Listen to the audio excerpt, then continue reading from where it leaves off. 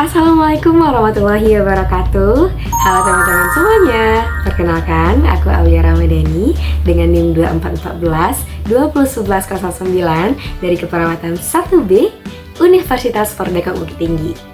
Nah, teman-teman semua, pernah nggak sih teman-teman berpikir apa aja sih yang ada di dalam tubuh kita ini? Kemudian, bagaimana sih cara tubuh kita ini bekerja sehingga kita dapat beraktivitas seperti berjalan, berlari, menelan, dan mengunyah?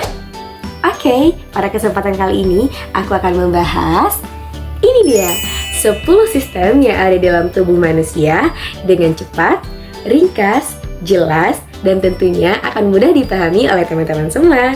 Oke, simak video aku ya, berikut ini. Ketika aku bilang sistem persyarafan, teman-teman tahu nggak sistem syaraf itu ada di mana saja? Oke, aku kasih clue ya.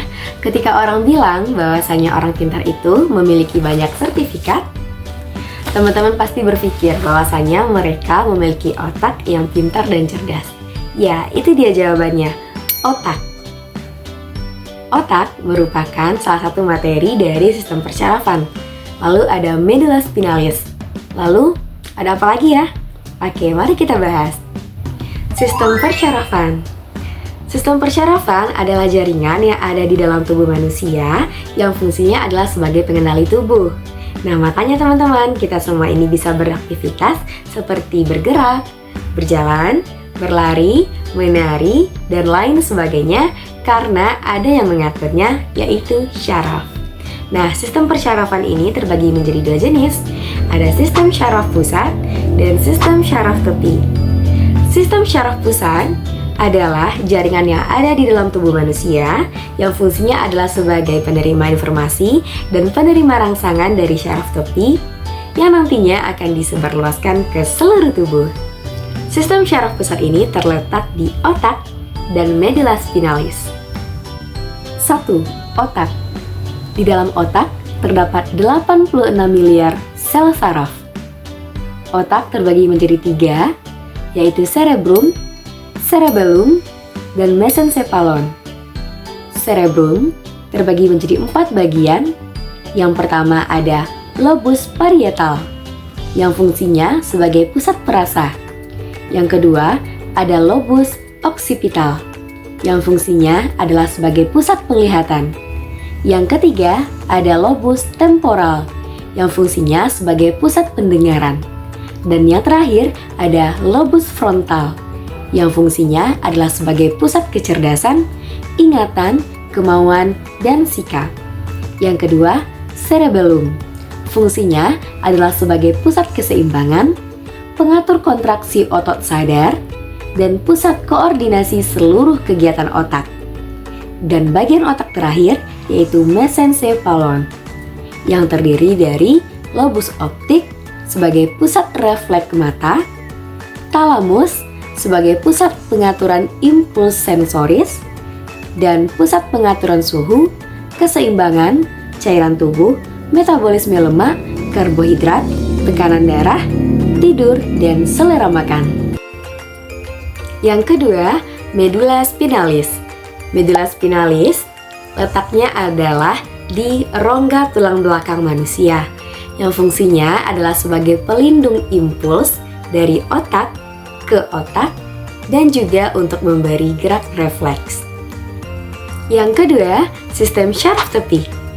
Sistem syaraf tepi ini berfungsi sebagai pengirim atau mengirimkan informasi berupa rangsangan dari otak dan medulla spinalis ke seluruh tubuh. Kalau tadi sistem syaraf pusat sebagai penerima, kalau sistem syaraf tepi sebagai pengirim. Sistem syaraf tepi terbagi menjadi 2 bagian. Yang pertama, somatik. Fungsinya adalah untuk menyampaikan informasi dari syaraf motorik, sensorik pada mata, telinga, kulit, dan otot menuju syaraf pusat dan membawa instruksi pada otak, kemudian menghasilkan suatu respons. Yang kedua, otonom, yaitu syaraf yang bekerja tidak menurut kehendak kita. Syaraf otonom terbagi menjadi 2 lagi. Yang pertama, syaraf simpatik, yaitu simpul-simpul syaraf depan dari tulang leher sampai tulang ekor. Fungsinya yaitu untuk mencarafi otot-otot tak sadar seperti alat pencernaan dan pernafasan, peredaran darah seperti jantung dan pembuluh darah. Yang kedua, syaraf parasimpatik, yaitu memperlambat kerja organ. Secara ringkasnya, syaraf simpatik yaitu mempercepat dan syaraf parasimpatik yaitu memperlambat.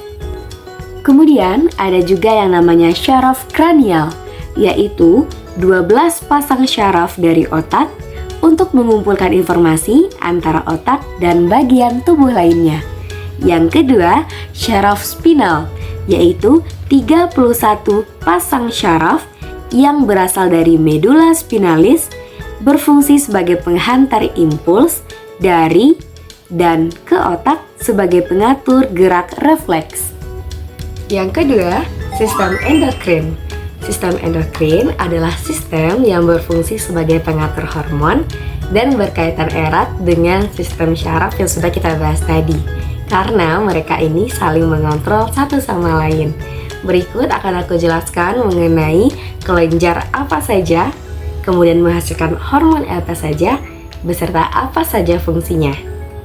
Yang pertama, kelenjar hipofisis atau pituitari terletak di dasar tengkorak yang menghasilkan hormon oksitosin untuk merangsang kontraksi rahim saat persalinan dan vasopresin untuk mengobati diabetes. Terdapat dua lobus di dalam kelenjar hipofisis, yaitu lobus anterior atau adenohipofisis dan lobus posterior. Yang kedua, kelenjar tiroid berada di bawah leher atau laring. Hormon yang dihasilkannya yaitu hormon tiroksin dan triiodothironin, berfungsi sebagai proses metabolisme, pertumbuhan fisik, perkembangan mental, kematangan seksual, distribusi air dan garam ke seluruh tubuh, dan juga menghasilkan hormon kalsitonin yang berfungsi untuk menjaga keseimbangan kalsium dalam darah. Yang ketiga, kelenjar paratiroid menghasilkan hormon paratiroid sebagai kelenjar anak gondok yang melekat pada kelenjar tiroid. 4. Kelenjar adrenal terletak di kutub atas ginjal yang menghasilkan hormon korteks dan medula yang berfungsi untuk mengatur keseimbangan air, elektrolit, dan garam, mengatur metabolisme lemak, konstruksi pembuluh darah, dan relaksasi bronkus. 5. Kelenjar pankreas terletak di bawah lambung yang menghasilkan hormon insulin untuk mengubah glukosa menjadi glikogen sehingga kadar gula darah menurun, dan hormon glukogen untuk mengubah glikogen menjadi glukosa sehingga kadar gula darah meningkat. 6. Kelenjar reproduksi pada wanita disebut ovarium yang berada di bawah perut, berfungsi untuk menghasilkan estrogen dan progesteron, dan pada pria disebut testis di buah zakar dalam skrotum. Fungsinya adalah menghasilkan testosteron. 7. Kelenjar timus berada di bagian posterior toraks di atas jantung yang menghasilkan hormon timopeitin dan timulin yang berfungsi dalam proses perubahan sel T menjadi sel-sel spesifik, dan hormon timosin yang menguatkan respon imun dengan menstimulasi pembentukan sel T. Yang ketiga, sistem reproduksi, yaitu sistem yang menghasilkan gamet jantan atau gamet betina pada makhluk hidup untuk menghasilkan keturunan melalui yang namanya fertilisasi. Testis terdiri dari tubulus seminiferus yang berbelok-belok menghasilkan sperma, sel Sertoli yang menghasilkan hormon estrogen dan menutrisi sel sperma, dan sel Leydig yang menghasilkan hormon testosteron. Prostat melingkari uretra bagian atas, terletak di bawah bladder yang mengandung kolesterol, garam, dan fosfolipid untuk kelangsungan hidup spermatozoa. Uretra, saluran pengeluaran sperma atau urin menuju penis. Skrotum, yaitu kantung pembungkus testis yang melindungi testis. Penis yaitu alat kopulasi sperma yang terdiri atas bulbus penis atau bagian akar penis, corpus penis atau jaringan erektil berongga yang mengandung pembuluh darah dan saraf, glans penis atau bagian kepala penis, dan preputium atau kulit pelindung kepala penis yang dipotong sewaktu sirkumsisi. Ovarium adalah gonad wanita yang menghasilkan ovum dan hormon pada wanita. Terdapat struktur folikel yang melindungi ovum.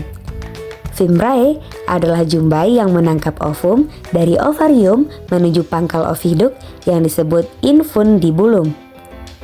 Tuba Fallopi atau oviduk adalah saluran penghubung ovarium dan uterus. Fertilisasi terjadi pada sepertiga awal oviduk. Uterus berfungsi memberi tempat untuk berkembangnya janin.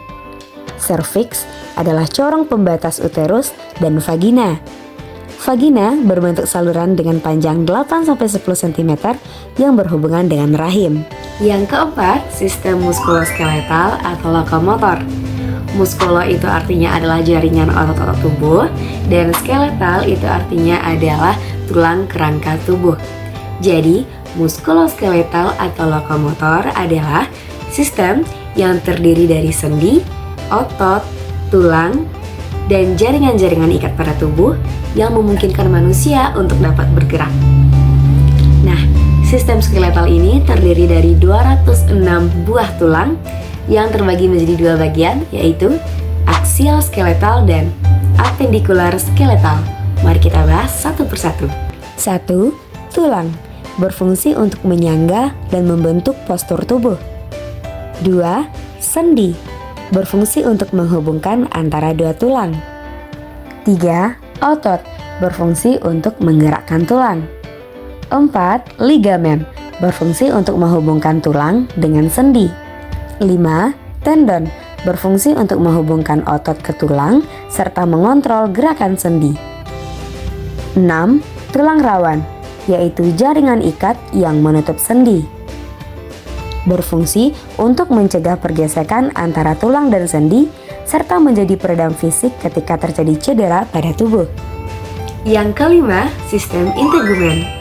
Nah teman-teman, sistem organ yang paling luas di dalam tubuh manusia itu adalah sistem integumen. Sistem integumen ini adalah sistem yang terdiri dari kulit dan aksesoris lainnya seperti rambut, kuku, kelenjar keringat, kelenjar sebaceus, reseptor syaraf pusat, dan lain sebagainya. 1. Lapisan epidermis, yaitu lapisan terluar dari kulit. Terdiri dari 4 jenis sel, yaitu keratinosit sebagai perlindungan, melanosit sebagai pigmen atau warna, Merkel sebagai saraf sensor, dan Langerhans sebagai imunitas. Stratum corneum terdiri dari lapisan sel tanduk atau keratinasi untuk pencegahan penguapan air dari lapisan yang lebih dalam. Stratum granulosum terdapat sel-sel kulit yang menghasilkan lemak dan molekul lainnya. Lapisan ini berfungsi untuk menghalangi masuknya benda asing, kuman, dan bahan kimia ke dalam tubuh. Stratum lucidum yaitu lapisan pelindung yang mencegah kulit dari kerusakan sinar UV. Stratum spinosum terdapat keratinosit untuk memperkuat protein, dan terdapat Langerhans untuk mencegah infeksi bakteri atau virus pada kulit. Stratum basal yaitu lapisan terdalam dari epidermis yang membentuk sel kulit, dan terdapat melanosit. 2. Lapisan dermis. Penyusun utama dari lapisan ini adalah kolagen sebagai protein kuat, serat retikuler sebagai penyokong, dan serat elastis sebagai protein yang berperan dalam elastisitas kulit. 3. Lapisan hipodermis atau subcutaneous layer, yaitu lapisan bawah kulit atau facial superficialis yang terdiri dari jaringan pengikat longgar dan lobus lemak yang merata pada hipodermis sehingga membentuk bantalan lemak atau panniculus adiposus. Pada lapisan ini terdapat anyaman pembuluh vena dan arteri, anyaman saraf yang berjalan sejajar. Fungsi hipodermis adalah penahan terhadap benturan ke organ tubuh bagian dalam, memberi bentuk pada tubuh, mempertahankan suhu tubuh, dan sebagai tempat penyimpanan cadangan makanan. Yang keenam, sistem respirasi. Sistem respirasi ini adalah sistem yang di dalamnya terdapat organ untuk mengambil, menyalurkan oksigen, dan mengeluarkan karbon dioksida. Mekanisme utamanya yaitu ventilasi dan respirasi. 1. Hidung. Sebagai tempat keluar masuknya udara pernafasan, terdiri dari fibrisae, kongka, lapisan mukosa, pembuluh kapiler, dan reseptor bau. 2. Faring. Terletak di belakang rongga hidung dan memanjang ke belakang rongga mulut sampai ke atas laring. Fungsinya untuk menyalurkan udara dari hidung ke laring, perbatasan antara saluran pernafasan dan saluran pencernaan, memiliki struktur khusus yaitu tonsil yang mengandung banyak sel darah putih dan mematikan mikroorganisme yang masuk bersama udara. 3. Laring. Terdapat di pangkal tenggorokan di leher bagian depan yang berfungsi untuk menyalurkan udara dari faring ke trakea, terdiri dari epiglotis dan glotis. 4. Trakea atau batang tenggorokan terletak di leher bagian depan di bawah laring, berfungsi untuk menyalurkan udara dari laring ke paru-paru. Di dalamnya terdapat kartilago hialin, jaringan ikat elastis dan otot, epitel berlapis semu bersilia, dan sel goblet. Bronkus, yaitu percabangan dari trakea, terdapat kartilago hialin yang berfungsi untuk menyalurkan udara dari trakea ke bronkiolus. Bronkiolus yaitu percabangan paling ujung dari bronkus, berfungsi untuk menyalurkan udara dari bronkus alveolus. Alveolus berjumlah 700 juta. Fungsinya adalah sebagai tempat pertukaran gas oksigen dan karbon dioksida antara alveolus dan pembuluh kapiler. Paru-paru terletak di rongga dada dan terdapat protein elastin. Dalam paru-paru terdapat pleura yang berfungsi untuk melindungi paru-paru dari gesekan ketika mengembang dan mengempis selama bernafas. Yang ketujuh, sistem kardiovaskular, yaitu sistem yang di dalamnya terdapat organ sirkulasi darah seperti jantung, pembuluh darah, dan komponen darah yang nantinya mereka ini akan mengalirkan oksigen dan nutrisi ke seluruh tubuh kita. Terdapat ruang-ruang jantung yaitu atrium dextra, ventricle dextra, atrium sinistra, dan ventricle sinistra. Sel darah mengandung banyak O2 dan nutrisi, kemudian dipompa oleh ventriculus sinistra dan melewati aorta. Kemudian diedarkan ke seluruh tubuh untuk memenuhi kebutuhan nutrisi dan O2 bagi seluruh sel di dalam tubuh manusia. Setelah menyelesaikan tugasnya mengantar O2 dan nutrisi ke seluruh sel manusia, tugas darah setelah itu adalah mengangkut gas hasil pembakaran berupa CO2. CO2 dikirim ke vena cava dan atrium dextra. Setelah dikirim ke atrium dextra, maka darah akan mengalami peredaran darah kecil. Di dalam ventriculus dextra terdapat banyak CO2. Diedarkan ke arteri pulmonalis, kemudian ke pulmo. Di pulmo akan terjadi pertukaran CO2 dengan O2 di alveolus, kemudian ke vena cava, dan terakhir di atrium sinistra. Yang kedelapan, sistem pencernaan. Nah, di dalam sistem pencernaan ini terdapat jaringan organ yang berfungsi untuk mencerna dan mengolah makanan yang kemudian nantinya itu akan menjadi nutrisi dan disebarkan ke tubuh manusia untuk memenuhi kebutuhan nutrisi tubuh manusia. Nah, pada sistem ini terdapat saluran yang memanjang yaitu mulai dari mulut hingga anus nantinya. 1. Mulut berfungsi untuk mengunyah atau mastikasi, yaitu pemecahan makanan dari partikel besar menjadi kecil.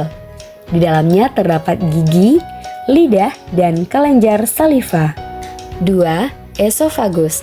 Di dalamnya terdapat faring sebagai percabangan menuju rongga esofagus dan trakea, dan esofagus yang di dalamnya melakukan gerak peristaltik, yaitu gerak kontraksi dan relaksasi otot polos yang mendorong makanan menuju lambung.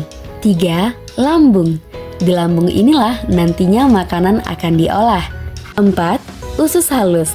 Di dalamnya terdapat reabsorpsi atau menyerap makanan, terdiri dari duodenim, jejunum, dan ileum. 5. Pankreas. Memiliki kelenjar eksokrin berupa sel asin yang menghasilkan getah pankreas. 6. Hati atau hepar yang berfungsi untuk menghasilkan cairan empedu.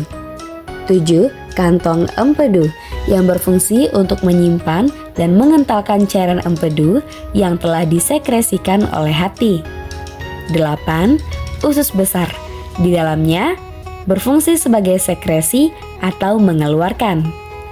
Terakhir, rektum dan anus yang berfungsi untuk menyimpan feses sebelum dikeluarkan melalui anus. 9.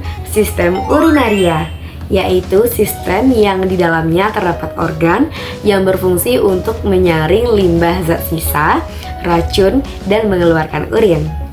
Tahapan dari urinaria itu terdiri dari 3. Yang pertama ada filtrasi yang berguna untuk menyaring, kemudian reabsorpsi yang berguna untuk menyerap, dan sekresi yang berguna untuk mengeluarkan. Yang pertama, ginjal berfungsi untuk menyaring dan memproduksi urin serta menyeimbangkan cairan dalam tubuh dan menjaga keseimbangan asam basa. Yang kedua, ureter, yaitu menyalurkan urin dari ginjal ke kandung kemih atau bladder melalui gerakan otot yang disebut peristaltik. 3. Kandung kemih atau bladder sebagai tempat penyimpanan urin sementara sebelum dikeluarkan dari tubuh. Dan yang terakhir, uretra, yaitu saluran yang mengeluarkan urin dari tubuh saat buang air kecil. Jika laki-laki, panjangnya adalah 20 cm dan perempuan sekitar 4-6,5 cm. Dan yang terakhir yaitu yang ke-10, sistem imun dan hematologi. Nah teman-teman, sistem imun ini adalah sistem untuk mempertahankan daya tahan tubuh kita loh. Kalau hematologi itu adalah sistem yang mengangkut berbagai bahan penyusun dari sistem imun kita, yang gunanya nanti adalah untuk mempertahankan daya tahan tubuh. 1. Plasma darah. Fungsinya adalah membawa sel darah. 2. Eritrosit yang berfungsi untuk mengangkut oksigen dari paru-paru ke seluruh tubuh. 3. Leukosit berfungsi untuk melindungi tubuh dari virus dan bakteri. Terakhir, trombosit berfungsi untuk menghentikan pendarahan apabila pembuluh darah rusak. Oke, sekian video dari aku.